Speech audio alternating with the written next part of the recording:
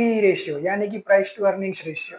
P ratio से हमें company के शेयर प्राइस को जस्टिफाई करने में मदद मिलती है, क्योंकि पी रेशियो कंपनी के अर्निंग्स यानी कि प्रॉफिट से डिराइव होता है। पी रेशियो हम कंपनी के ईपीएस से कैलकुलेट कर सकते हैं। अगर हमें किसी भी कंपनी का पी रेशियो कैलकुलेट करना है तो हमें उस कंपनी के शेयर की प्राइस को उसके ईपीएस से डिवाइड करना होता है। मतलब कि कंपनी का जो करंट प्राइस है उस एक शेयर का divided by EPS, where EPS stands for earnings per share.